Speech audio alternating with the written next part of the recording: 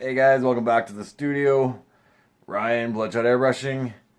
Today, I have nothing to do with airbrushing. Alright, we're going to dabble in with pinstripe paints. We're not even really pinstriping, we're just going to do some hand lettering.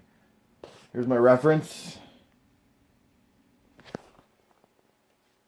Get to have some fun with it. So for those of you who don't know, pinstripe paint can be applied right over top of most surfaces. And left as is. I recommend waxing it if that's your chosen method. Otherwise, I recommend clearing it. So sanding her down, doing the artwork, clearing over top of it. That's sealed. Nothing's going to affect it. But today we're doing it right over top of the base, and the client will have to wax it. So I'm going to grab some of the tools that we need. You're going to come along for the ride. You don't got a choice. Guess there's fast forward. Alright. Scratch that. Alright, well, I'm going to go along for the ride. You can choose to come with me or not. And we're going to hand bomb some lettering on this bad boy. I'm going to get up there and grab some of my paintbrushes. We'll talk a little bit about those. Alright.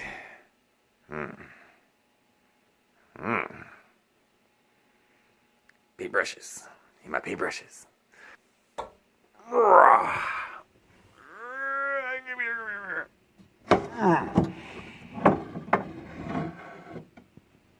Oh yeah.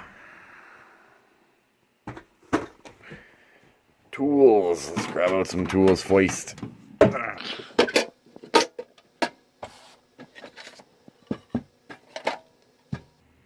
Yeah, this is an old microwave tray, square. They don't make them like that anymore. I use this just to keep my bench clean. Anyone for an old nightlight?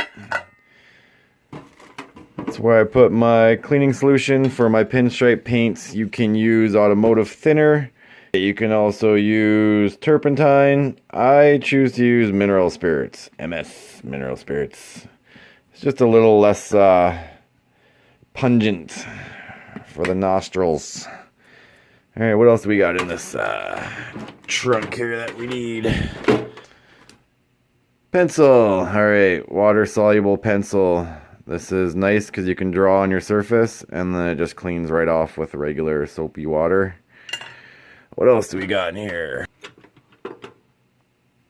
I believe this is a cuticle something or other. You're supposed to push your finger into. Anyways, I use that for cleaning any little imperfections. I just got a t-shirt that I got cut into strips. You know, regular rag. Again, just old t-shirts, man. Alright, BloodShot pinstriping. Brushes.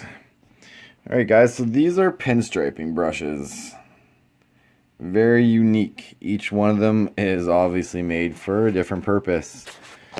We've got blunt heads, we've got tapered heads, fatter, thinner, crazy taper, and they're all made for pulling different thicknesses of lines, different types of lines. Today, we're not going to touch those. We're going to do some hand lettering, so we're looking for the tight guys. I think,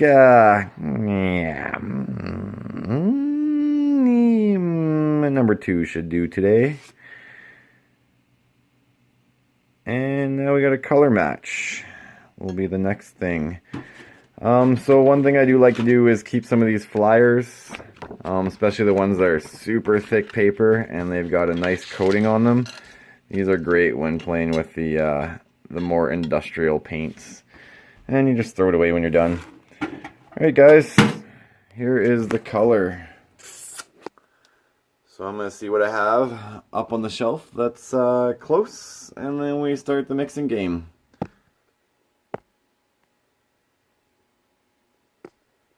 Getting dizzy? Purple, purple, purple, purple. Purple. Peoples, would you believe?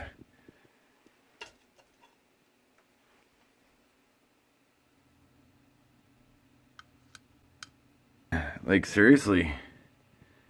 That's bang on. That'll do it. That'll do it for me.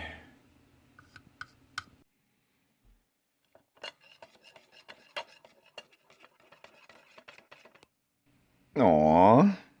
Look at that happy couple. She's too young for you.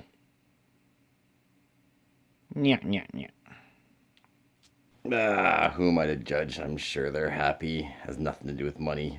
Alright, clean your surface. Get your surface nice and clean before you start working. I like to mask out a frame. This just helps me to keep everything balanced and symmetrical. I did do some measuring. I just wasn't recording for that process, so I did kind of map out how many letters. You will see my measuring tape magically appear. And this is another little trick that I use. It's seamstress measuring tape. It's flexible, goes around curves nicely. And speaking of nice curves, sweet Lorraine. Alright guys, I apologize. Thought I pressed the record button. Nope. Alright, well, that's cool because I'll finish up these last two letters, and tomorrow, once this dries, I'm going to come back in with a black and give it a shadow. So there's another opportunity for us to have a look on how I get this done. Alright guys, now when you're using these long, slender, tapered brushes, you'll notice they have their natural point. And once you apply pressure to that brush, that point fattens out. So it actually works quite well for your thick to thins. Just apply a little bit of pressure and your lines will fatten out. The goal here is to do this with the fewest amount of passes as possible. As you can imagine, every additional pass is another potential line to go askew. And I'm not moving so fast, guys. I'm actually moving really slow. This is 2 times the speed, believe it or not. And I'm not trying to overextend myself. You know, I pull a line to where I'm comfortable. I bring the other line to meet it. If you take a good look at where my pinky is, that's my brace right now. That's how I'm balancing my brush so steadily above my piece. Always have something. Sometimes I'll even rest my hand upon my other hand just to brace myself to get this done. Keep it steady. Again, fewest amount of passes as possible. Can't stress that enough. Alright, first obstacle, sissy bar. Yeah, you ain't so tough. Alright, black, black, black. Nah, yoink. Sucker. Alright, black, black, not you, black. Blacker than the blackest stallion. Alright, that cow wasn't milked after all. Yoink. You go back where you belong, and let's crack this bad boy open. What do we have underneath? Skin. Alright, can't get through. Gotta use a blade. But this is actually a good thing. Check it out. Alright guys, so I just took that little cap of dried paint, flipped it over, put it on my sheet. This is just the reverse side of the purple from yesterday.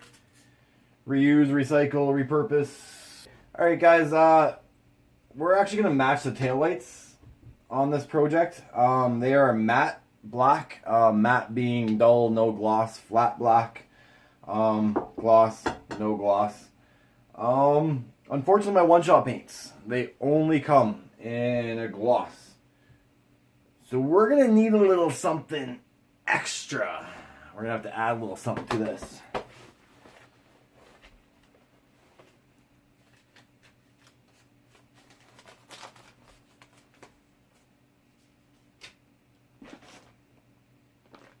Alright, bring on the party.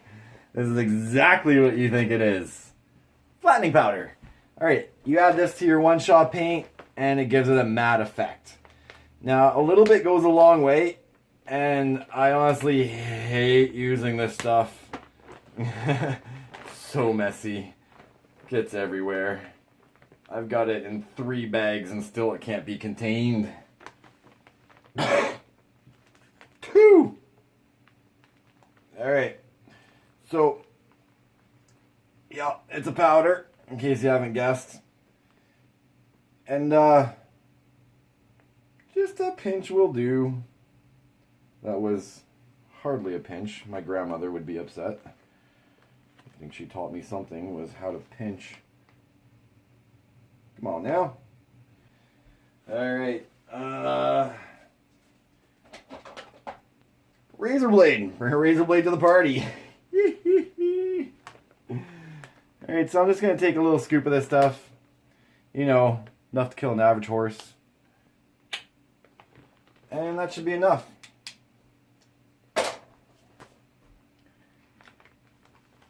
Going to ever so carefully put this away.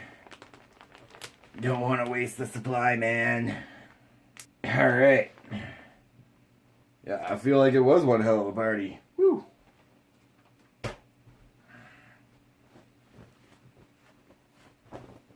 Okay. Now, you may want to grab another brush for this. I wouldn't recommend using your nice, delicate lettering brush, striping brush. Grab something that's a little more beat up. Now, there's no real science to this. It's still going to look a little glossy when this is all mixed in. But when it all dries, you'll get that matte finish.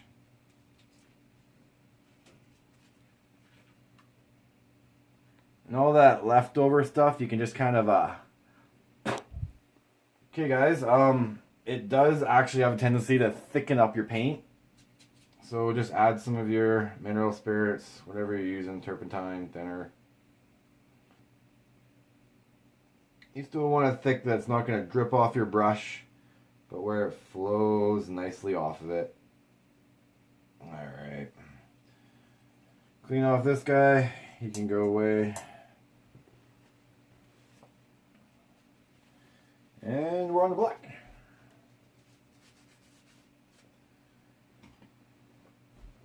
Don't be shy. Come on in here. Alright, now I'm going for a smaller brush. I don't want any fat lines out of this whatsoever. I want these lines to be super tight.